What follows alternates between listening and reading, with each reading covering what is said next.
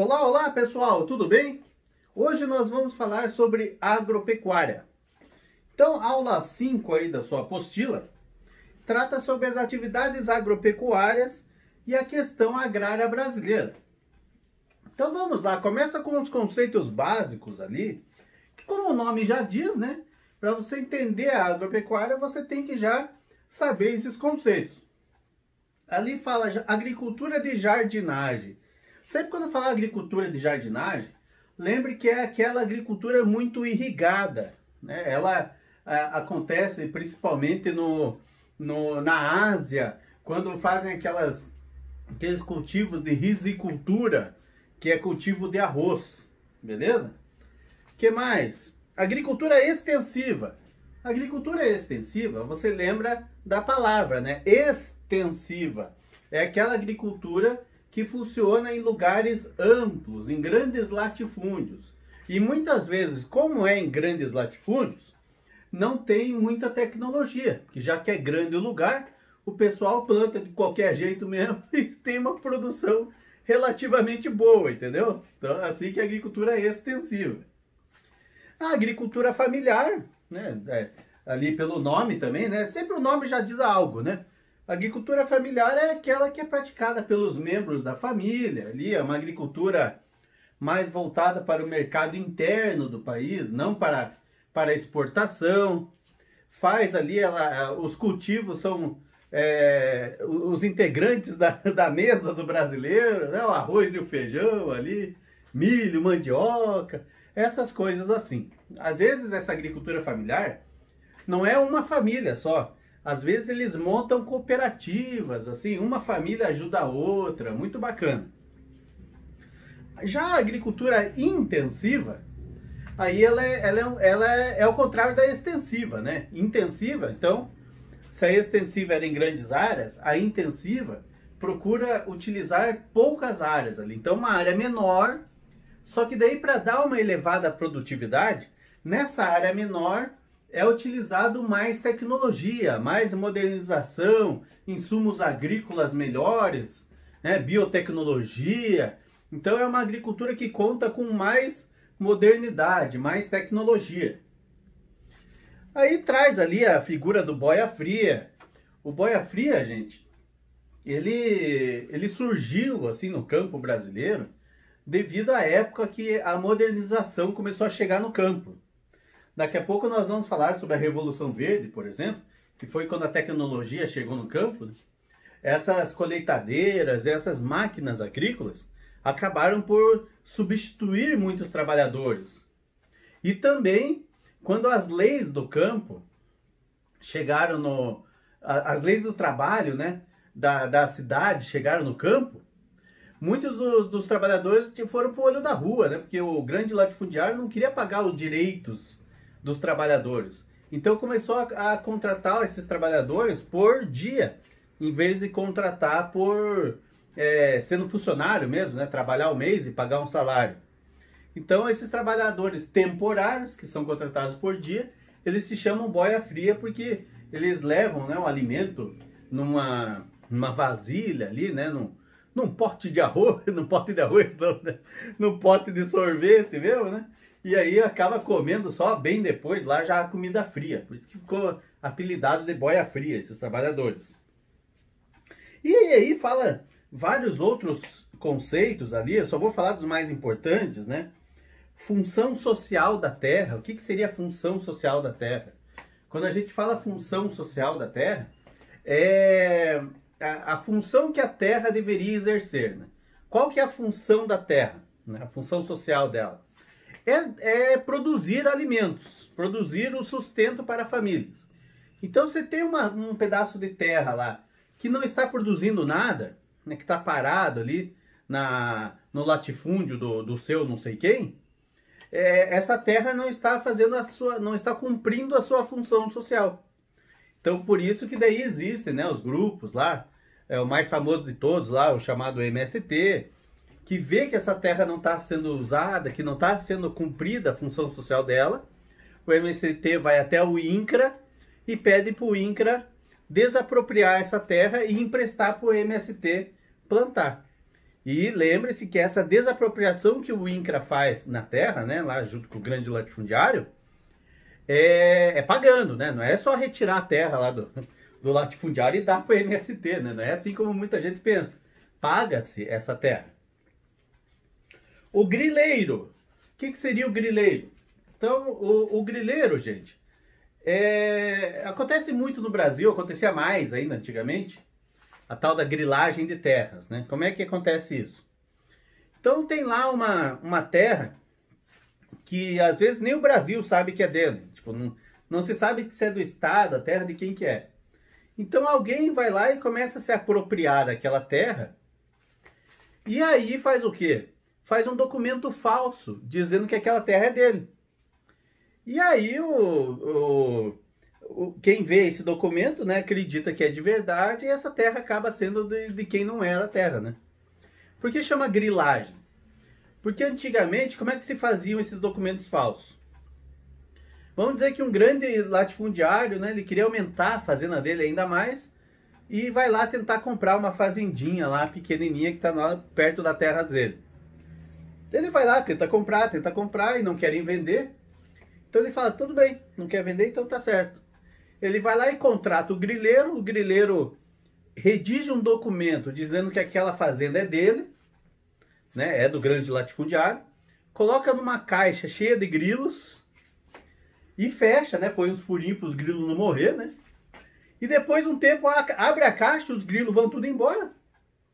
E ele pega aquele documento lá tudo amarelado, furado, meio velho. Meio velho não, né? Na verdade ele colocou ali, não faz muito tempo, mas com aparência de velho.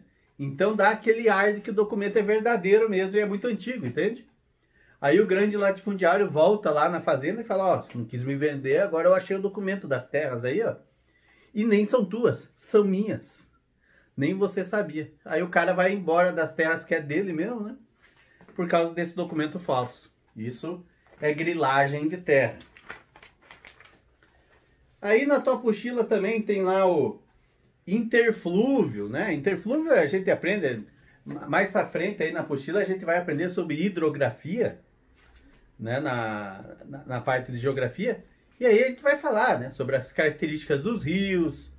E entre um vale, né? Entre um vale ali onde que corre o rio principal, existe o interflúvio. O interflúvio, então, é uma região que fica entre dois vales. Loess é um tipo de solo muito fértil, né? Um solo muito fértil, que ele fica lá na Ásia, um solo amarelado, muito fértil. Então por isso que ele está escrito ali. Outros tipos de solos férteis também, é o solo de terra roxa no Paraná e São Paulo. É o solo de Massapê, lá no Nordeste, que é muito bom para plantar cana-de-açúcar e que ajudou a colonização do Brasil. O solo de Chernozion, na Ucrânia, que é um dos solos mais férteis do mundo. Aí fala também sobre o poceiro. O poceiro é aquele que entra em determinada terra e toma posse dela, né? Então, sem grilar, sem nada, ele entra lá e fala que é dele, pronto. Esse é o poceiro. Muitas vezes essa terra não é de ninguém, né? Então ele entra lá e começa a dizer que é dele. E a gente também tem que fazer a diferenciação do que é produção e produtividade, né? Ó, dá pra você fazer aqui um estudo dessa maneira, ó. Vamos dizer que essa aqui seja a fazenda A e essa aqui seja a fazenda B. E a gente fala que na fazenda A se produziu 100 milhos. E na fazenda B produziu 150 milhos. Qual das duas fazendas teve maior produção? A fazenda B. Então aqui teve maior produção. Qual que teve maior produtividade? Aí foi na fazenda A. Daí você fala, não, mas como assim? Como maior produtividade? Como assim? Ora, vejam. Num lugar menor, ele conseguiu produzir quase que nem aquele que tem um lugar bem maior. Então aqui teve elevada produtividade. Talvez teve até mais lucro, né? Porque num lugar pequeno ele conseguiu quase a produção lá daquele outro. Então teve maior produtividade. Como que teve maior produtividade? Ah, esse aqui é uma fazenda pequena, então trata-se de uma agricultura intensiva. Então, com certeza, ali foi utilizada muita tecnologia para produzir bastante assim. Ok? Aqui já não. Aqui, ó, se usasse a tecnologia daqui, aí não ia produzir 150, ia produzir uns 500. Então, isso é produção e produtividade. E agora vamos começar a falar ali sobre o que traz na apostila. Então, tá lá. Espaço agropecuário brasileiro. Então, quando a gente fala do espaço agropecuário brasileiro, nós temos que lembrar que é muito importante para o Brasil a agropecuária. A agropecuária faz parte de uma fatia importante do PIB brasileiro. O Brasil é um dos maiores produtores de alimentos do mundo todo. Está ali, se não me engano, na posição de 5º na produtividade de alimentos mundial, gente. O Brasil tem uma grande extensão territorial e por isso que produz bastante. E tem outras características também que faz do Brasil ser um grande produtor, né? Como ali, ó, condições de clima, relevo e solo que permitem uma grande produtividade. É só você lembrar, ó, de clima. O Brasil é um país tropical, né? Fica entre os trópicos ali na sua grande parte, né? A maioria. 92% do Brasil fica na região intertropical, ou tropical. Então, é uma região quente. A maior parte dos vegetais gostam de clima quente. E o Brasil não é só clima quente, né? O Brasil tem uma parte que ele é quente mais seco, tem uma parte que é quente mais úmida. A parte do subtropical ali é uma parte que não é tão quente assim, mas também não é tão frio. Então, devido a todas essas características climáticas que o Brasil tem, o Brasil pode cultivar grande partes de vegetais sem problema. O que nós não podemos muito, a gente importa daí, que é o caso do trigo. O trigo brasileiro, né, é plantado ali até no Paraná, grande parte do trigo brasileiro, mas não a contento, né? Ainda falta trigo para o Brasil. Então nós temos que importar da Argentina grande parte do trigo. O relevo brasileiro. Nas aulas de relevo você vê que o Brasil, a maior parte do Brasil é planaltos e planícies, né? Então não tem muitos relevo acidentado. Então, como é tudo planinho, então é melhor para praticar agropecuária. A gente sabe que quanto mais acidentado é o relevo, é pior para a agropecuária, né? Porque daí o maquinário agrícola tem que subir e descer, gasta-se gasolina, a logística é toda deturpada, né? E daí não dá muito lucro. Agora o relevo do Brasil é bom. E o solo? Na verdade, o solo, né, gente, não como que eu posso te dizer? Em geral, o solo do Brasil é ruim, sabia? Não é um solo muito bom. Mas é um solo que com um pouco de correção, ele já fica bom para plantar. Então, lembre-se, né? O solo do Brasil não é aquela maravilha. A gente tem, no Brasil, alguns solos bons. Nós temos. Tem lá, como eu já falei, né? O solo de Massapê, o solo de terra roxa, entre outros. Agora, a maioria do solo do Brasil não é bom, não. Mas, utilizando ali uma correção necessária do solo, a gente consegue plantar numa boa. E tá aí uma característica que não é muito legal do Brasil. Então, como o solo não é muito bom e a gente precisa aplicar química nele, a gente tem que importar toda essa química. Porque a empresa que fabrica a maior parte dos insumos agrícolas era a Monsanto, que é uma empresa que não é do Brasil. E agora, né, a Monsanto ela foi comprada pela Bayer, lá da Alemanha. Então é a Bayer que fabrica todos esses insumos e, então, bem dizer, o Brasil fica mais ou menos na mão da Bayer, né, para produzir. Utilização de técnicas de irrigação artificial. correção da acidez do solo, permitiram incluir no espaço agrário do sertão nordestino e no centro-oeste. Então, como eu já falado agora há pouco, né? O Brasil tem o solo ácido, o solo que não é muito bom, mas como a gente consegue corrigir ele utilizando insumos agrícolas, dá para plantar até no sertão nordestino. Isso é uma característica boa do Brasil. Outra característica, está falando aqui, ó, pesquisas de várias instituições, né, como a Embrapa, que atua aqui no Brasil, né, desenvolve sementes adaptáveis a diversos microclimas. Então, embora o estudo do Brasil não seja lá aquelas coisas, né, a gente sabe que o governo não investe tanto na educação aqui no Brasil, mas a Embrapa ainda é um instituto legal, né, um instituto que faz bastante pesquisas no campo da agropecuária. E daí isso é bacana para o Brasil. E a gente também tem muita influência europeia e japonesa.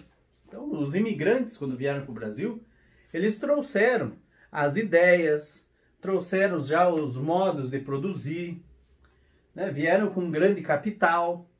E aí o brasileiro, olhando o imigrante, aprendeu muito com eles, né? E por isso, hoje, o Brasil ele tem uma grande variedade de produtos, né?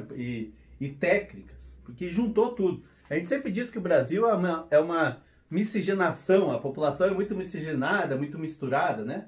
Assim como as técnicas dos cultivos agrícolas também.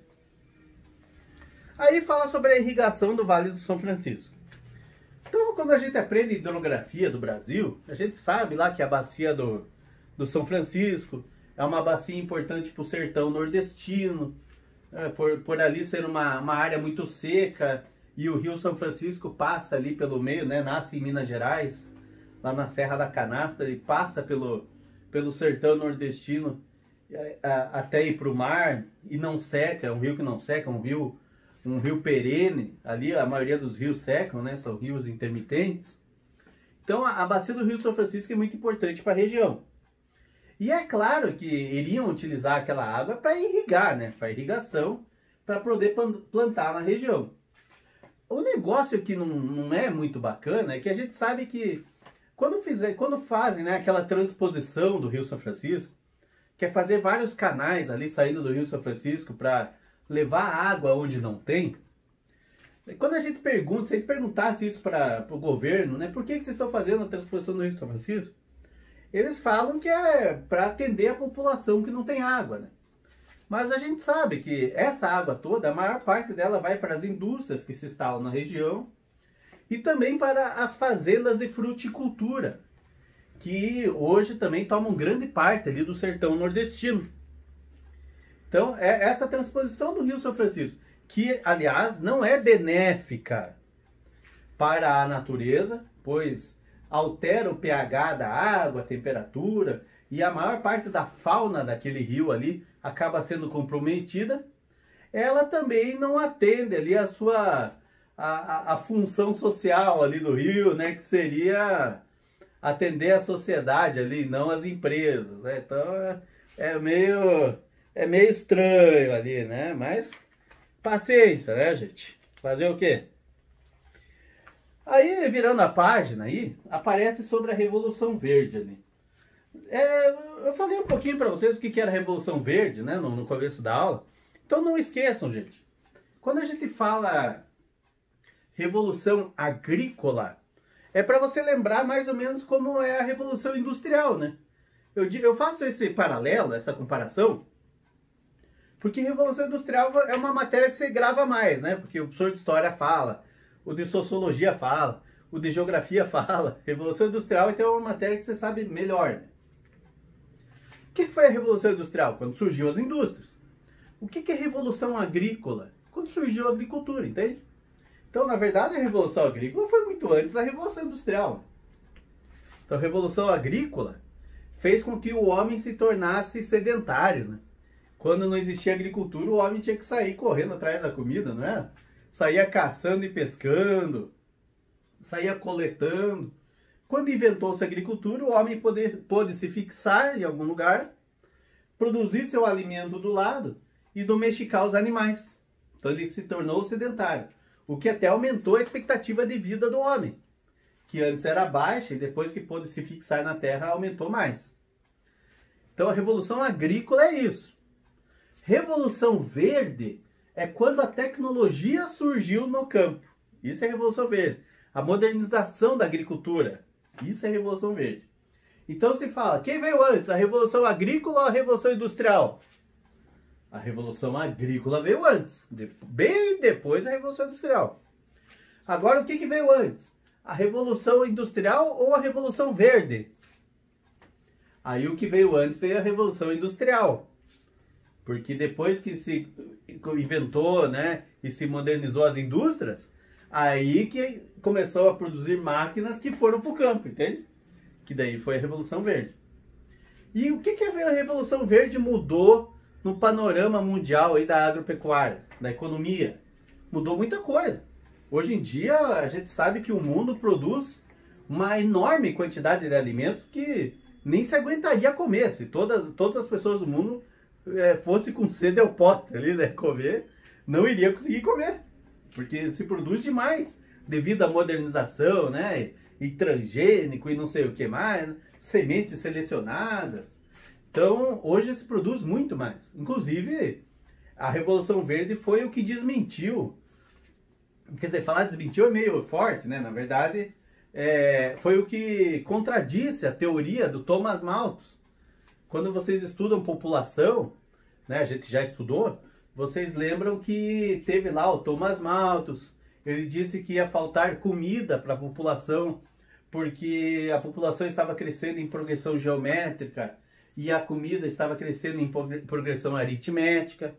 Então a população estava crescendo muito mais do que a comida na época dele, então ele falava que ia faltar comida.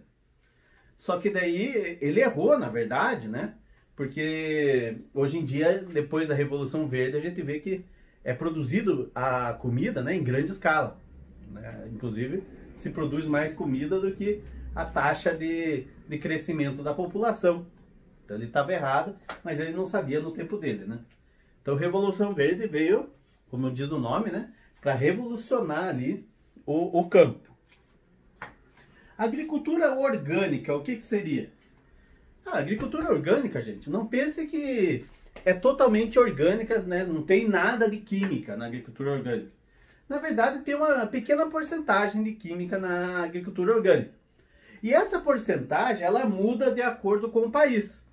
Então, inclusive, né, por exemplo, lá na Europa, a porcentagem de química no alimento orgânico é menor do que no Brasil.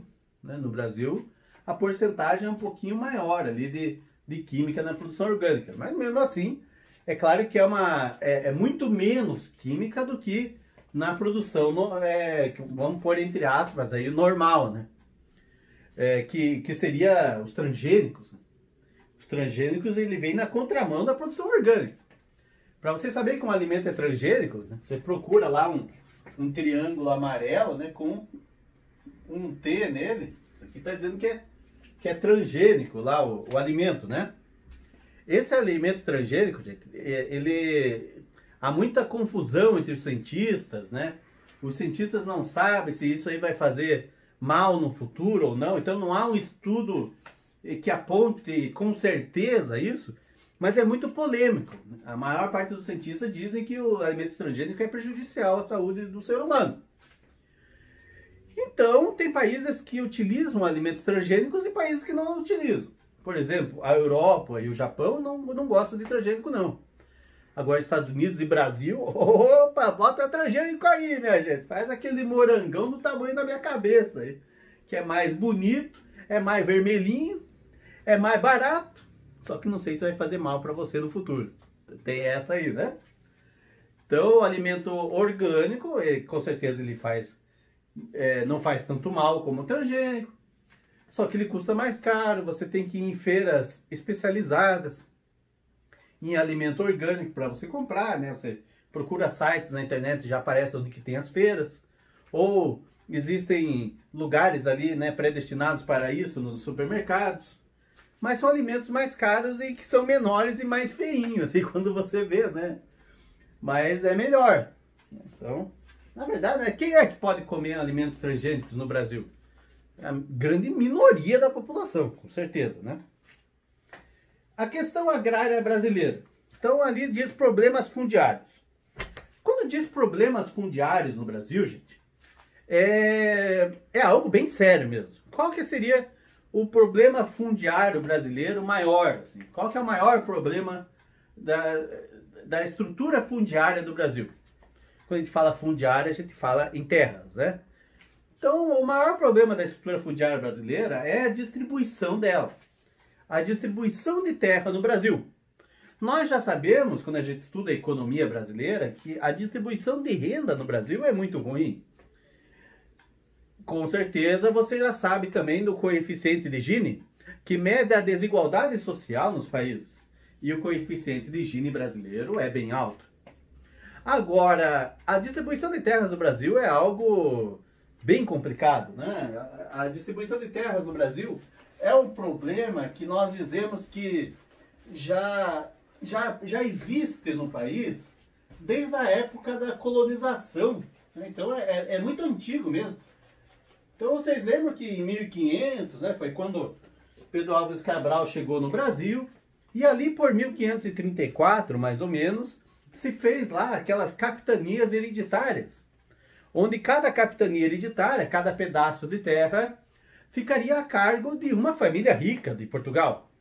Essas famílias ricas, elas podiam doar pequena parte dessa terra, que daí eram chamadas de sesmarias, para outra família rica.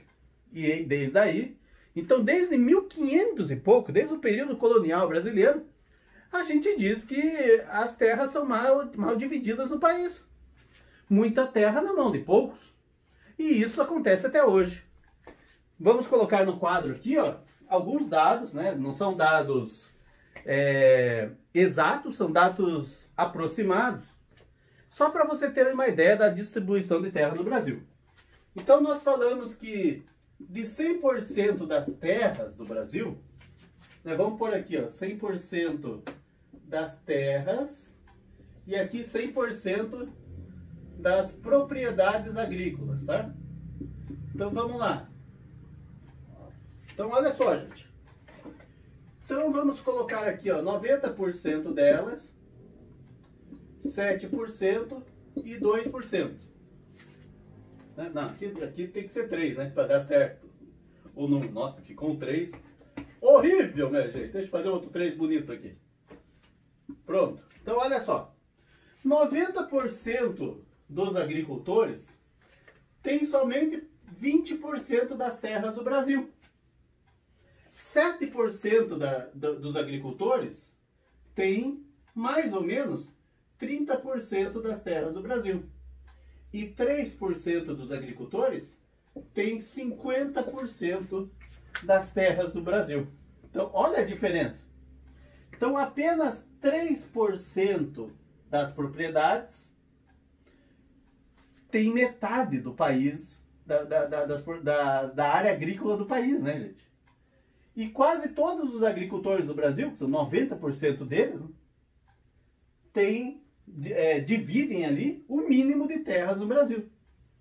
Então é uma desigualdade brutal. E é por causa dessa desigualdade, né, devido a essa má distribuição de terras, é que foram se criando no país aqueles grupos que visam reivindicar, né, que as terras cumpram a função social delas. Reivindicar para quem? Para o INCRA, né? Então ali na década de 60, de 50, foi criadas as ligas camponesas. Aí depois foi criado lá a pastoral da terra, né? A Igreja Católica criou. Aí na década de 80 foi criado o MST, lá na cidade de Cascavel, no Paraná. Aí depois, para ficar ali, né, algo para rebater o MST, foi criada a UDR, que é mais ou menos como se fosse um partido político só de ruralistas, né, criado para combater as reivindicações do MST. Então, assim foi acontecendo as coisas no Brasil. Então vocês leem ali, ó, na apostila, né, fala dos sem terras. Quem que são os sem terras, né? São desempregados braçais da cidade, que às vezes até eles voltam para o campo para trabalhar, né? São pequenos agricultores que foram expulsos de suas terras pela grilagem, que a gente já conversou. Pequenos agricultores ali que têm as suas terras ali atingidas pela mineração. Filhos de pequenos produtores rurais que saem, né? Às vezes a casa tem muita gente, eles saem para se virar sozinho. E pequenos proprietários rurais que foram tentar a vida na cidade, às vezes não se adaptaram, né? E daí voltam e não tem terra para plantar e acabam se juntando ao MST. O que o MST quer? Ele quer uma reforma agrária. Quando a gente escuta reforma agrária, então, é uma redistribuição de terras, é uma melhor disposição dessas terras para que todo mundo possa plantar e retirar o seu sustento dela. O que acontece é que, como a gente viu aqui, né? Opa, caiu a caneta aí, pessoal. O que acontece é isso aqui, ó. Poucos agricultores têm quase toda a terra do Brasil. Aí não tem como, né, gente? Porque quando eu coloco ali, ó, né, 3% e 7%, esses 3% aqui são os latifúndios, né? Quando a gente fala latifúndio, são propriedades, gente, vocês vão cair da cadeira agora, são propriedades até 6.000 campos de futebol. 6.000 hectares. Tá? Então é muito grande mesmo. É enorme. E quando a gente fala esses 7% aqui, são terras também que são muito grandes. É quase um latifúndio. São terras enormes essa aqui. E esses 90% são terrinhas pequenininhas. Né? Então, o maior número de propriedades do Brasil são pequenas propriedades, que só pegam ali 20% do país. Acontece que as grandes propriedades, aqui, ó, a gente pode dizer 10%, né? Abocanham quase o país todo. Entende? É muito desigual as coisas. E aí o MST, então, vai até o INCRA e fala, ó, INCRA, ali tem os grandes latifúndios e não estão sendo usados para agricultura. Então o INCRA vai lá, compra do grande proprietário de terra, né? Aquela ali, e daí empresta para o MST plantar. Não é dar para o MST, hein, gente? Empresta para o MST tirar o seu sustento dali. Certo? Agora, nem tudo é bonito no Brasil, gente. O que a gente verifica na verdade, né? Às vezes o INCRA não quer dar o dinheiro que vale, o grande proprietário de terras não quer vender, e fica aquela vai, não vai, demora muitas coisas e o MST fica esperando. Até uma hora que a fome não deixa esperar mais, o MST vai lá e ocupa o lugar, e aí fecha o tempo, né? E aí que sai na TV. E muita gente pensa daí, né? Olha lá e acha que o MST é bandido e tudo mais. Mas na verdade você tem que estudar, né? Tem que ver a situação, colocar um filtro ali na cabeça, né? E aí você identificar, né? Na verdade, se foi algo errado, se não foi, né? Não dá para sair falando as coisas do nada, assim, né? Professor, então no MST não tem malandro, então? Não, tem também, claro, né? Tem malandro em tudo que é lugar, gente, né? Não tem ali nenhuma instituição onde todo mundo seja sério, infelizmente, né? Então tem o aproveitador no MST? Claro, com certeza deve ter. Mas não é certo você pensar, né, quando você vê uma notícia ali que o MST ocupou algum lugar, que é um bando de desocupados que foram lá invadir a terra de outra pessoa que não tem nada a ver, entende? Não é bem assim, né? Na verdade, está na Constituição que a terra tem que ter sua função social. Se tem uma terra que não está cumprindo a função social, aquela terra está errada, né? Ela tem que cumprir a função social. Então é dever do governo comprar aquela terra e ceder para alguém plantar nela. O problema, né, como eu já disse, é toda a burocracia que envolve isso. Ok? E aí, né, fala ali sobre o módulo rural. Gostaria que você desse uma lida ali, né? Fala sobre o que são os diferentes tipos de latifúndio. Ok? Façam os exercícios, por favor, que quando a gente faz os exercícios a gente aprende muito mais. e eu te espero numa próxima aula. Até mais!